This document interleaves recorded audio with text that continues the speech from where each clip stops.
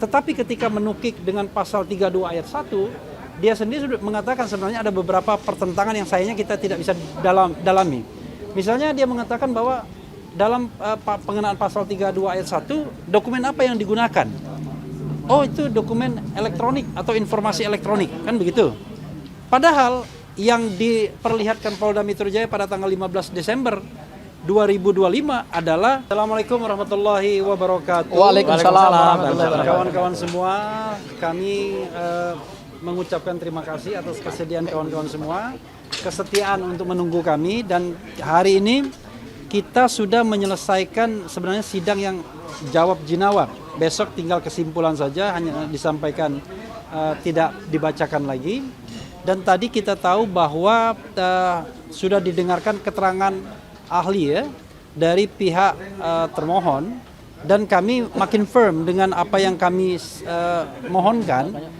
Paling tidak termohon itu tidak mampu menunjukkan bahwa ada saksi atau ahli atau surat yang punya kualitas tertentu sehingga bisa digunakan pasal 32 ayat 1. Kalau cuma mengatakan terpenuhi 2 alat bukti dan lain sebagainya, jangan lupa bahwa yang namanya tindakan penersangkaan, bisa penahanan, itu adalah potensi melanggar hak asasi manusia. Dikatakan pada ahli tadi kan, karena itu tidak boleh dilakukan secara sembarangan, sewenang-wenang. Harus dilakukan dengan cara yang berhati-hati. Nah, kami melihat bahwa pengenaan pasal 32 ayat 1 ini tidak ada kehati-hatiannya. Kenapa? Terbukti sampai persidangan saat ini yang terakhir bisa dibilang jawab jinawabnya, termohon tidak mampu menunjukkan sama sekali atau menjawab tantangan kami. Bukti-bukti seperti apa yang punya kualitas untuk menggunakan atau digunakannya pasal 32 ayat 1 ini. Dan apa yang diterangkan oleh ahli pidana tadi semata-mata hanya sesuatu yang sifatnya normatif.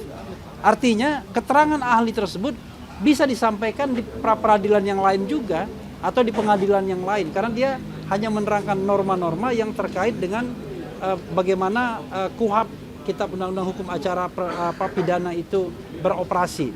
Tetapi ketika menukik dengan pasal 32 ayat 1, dia sendiri sudah mengatakan sebenarnya ada beberapa pertentangan yang sayangnya kita tidak bisa dalami. Misalnya dia mengatakan bahwa dalam pengenaan pasal 32 ayat 1, dokumen apa yang digunakan? Oh, itu dokumen elektronik atau informasi elektronik, kan begitu. Padahal yang diperlihatkan Polda Metro Jaya pada tanggal 15 Desember 2025 adalah ijazah fisik analog. Nah, sekarang pertanyaannya adalah sebenarnya yang mau dijadikan pokok, ya, bukti pokok itu apa? Ijazahnya Dian Sandi yang diupload di internet, ataukah ijazah analog atau fisik Jokowi yang katanya akan dibawa dan pernah diperlihatkan di Polda Metro Jaya pada tanggal 15 Desember 2025. Nah, ini saja ya, terlepas dari soal pra-peradilan, kelihatan ada yang namanya error in objectum atau error in objecto. Tetapi itu nanti kita lihat dalam pokok perkara. Tapi sekali lagi, tantangan kami itu tidak terjawab atau tidak bisa dijawab oleh termohon. Itu yang ingin sampaikan, dan kemudian saya ingin memberikan kesempatan teman saya Soraya dulu ya, Gafur ya, sebelum Ayah, Ayah, karena Ayah tadi ikut sidang. Ya, silakan. Pendapat Ayah. Oke, Assalamualaikum warahmatullahi wabarakatuh. Waalaikumsalam warahmatullahi wabarakatuh. Saya sependapat dengan rekan Kalau saya, nggak sependapat juga kita selesai. Bung Refli, bahwa saksi ahli yang dihadirkan tidak bisa menjawab hal-hal yang bersifat tantangan terhadap pertanyaan-pertanyaan kita. Jadi semakin yakin dan jelas bahwa insya Allah mudah-mudahan permohonan kita untuk pasal 32 ini diterima ya dan dikabulkan oleh majelis. Untuk sementara saya serahkan ke Pak. Oke, ya. Ini JJ, silakan tambahkan. Iya. Terkait ahli tadi, memang ahli itu menjawab benar-benar formalitas sampai-sampai menyatakan bahwa alat bukti yang permulaan itu hanya cukup 2 atau 3 dari bukti yang diatur dalam undang-undang atau KUHP lama, tanpa melihat apakah itu ada kualitasnya memang memenuhi atau tidak. Jadi hanya sekedar memilih nih antara 2 atau 3 dari bukti tersebut. Sebatas itu aja. Menurut saya yang tadi ahli itu menerangkan gitu loh. Oke. Ya, saya tambahkan sebelum Gafur ya. Jadi begini, ini kan hukum pidana, ultimum remedium. Orang disangka dan kemudian bisa didakwa dengan 8 tahun penjara. enak sekali mengatakan sudah terpenuhinya alat bukti dengan BAP dan lain sebagainya. Kalau misalnya tadi seperti Gafur bilang, ini misalnya peristiwa pembunuhan, yang dilihat orang pencurian, ya sudah, dipaksa dia untuk menceritakan tentang pembunuhan. Kan tidak begitu, karena itu saat ini kami masih menantang.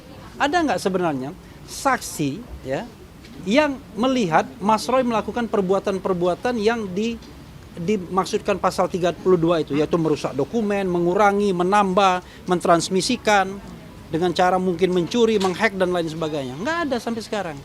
Dan itu dibilang nanti azas praduga tak bersalah akan dibuktikan di pengadilan. Emang enak orang dijadikan terdakwa di pengadilan. Padahal sejak dilaporkan, dijadikan tersangka, kemudian diancam untuk ditahan dan lain sebagainya, itu adalah tindakan yang potensial melanggar HAM. Karena itu harus dilakukan dengan hati-hati, tidak boleh sembarangan. Kami baru menguji pasal 32 ayat 1. Nanti 35 kita uji juga. Pasal 35 itu lebih dahsyat lagi, 12 tahun penjara. Coba bayangkan, lihat muka Mas Roy, pantas nggak kira-kira 12 tahun penjara? Kan ini kan sama dengan sebuah kejahatan besar, kejahatan luar biasa, yang kualifikasinya sebagai sebuah kejahatan yang berat. Nah ini yang kemudian kita mengetuk hati ya hakim tunggal ini untuk melihat realitas bahwa 32 ayat 1 ini digunakan semata-mata untuk bargaining power agar penyidik itu bisa menahan tersangka sewaktu-waktu, dan itu sudah dicoba dilakukan pada tanggal 19 Juni yang lalu. Oke, silakan Abdul Ghafur sebelum Mas Roy. Sebelum bintang utamanya ya.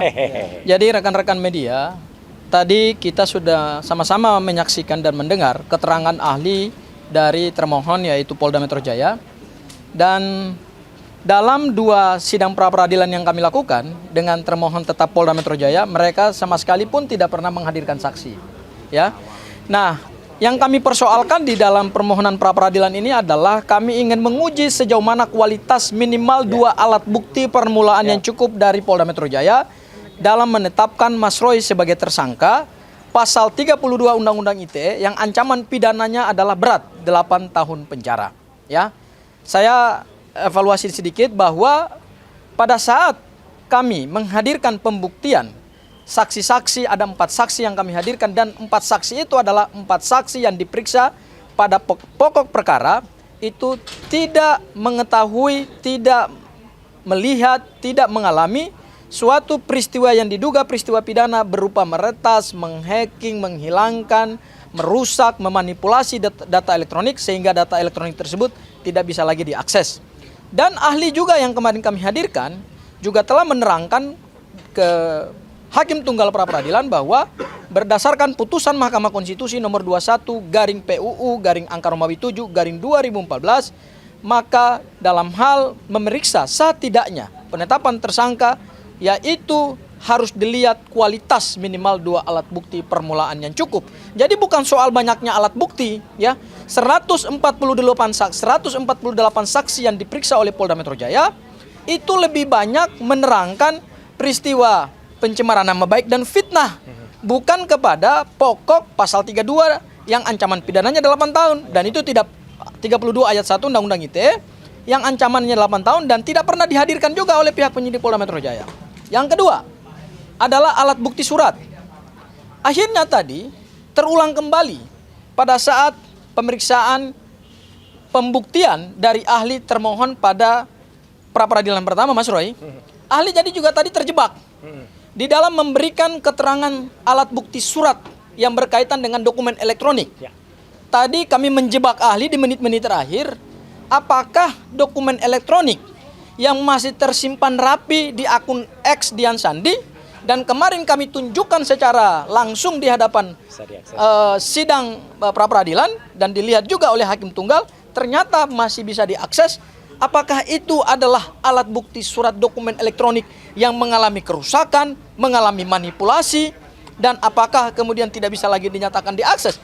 Apakah itu bisa kemudian disebut sebagai dokumen elektronik dan dokumen elektronik tersebut tidak pernah bisa disita? Akhirnya ahli terjebak dan mengatakan bahwa kalau itu bukan kompetensi saya. Berarti kami mempertanyakan bukti surat seperti apa yang dimiliki oleh Polda Metro Jaya berkenaan dengan penetapan tersangka pasal 32 Undang-Undang ITE. Dan mudah-mudahan Mas Roy, Bang Refli, keterangan ahli tadi justru di menit-menit akhir setelah dia menjelaskan secara normatif lah. Ya itu kayak kuliah lah. Awal-awal itu kayak kuliah lah ya. Tapi begitu di ujung yang berkenaan dengan inti daripada permohonan pra-peradilan kami ini, saudara ahli tidak bisa menjelaskan pendapat ahlinya bahwa telah terpenuhi minimal alat bukti dokumen elektronik.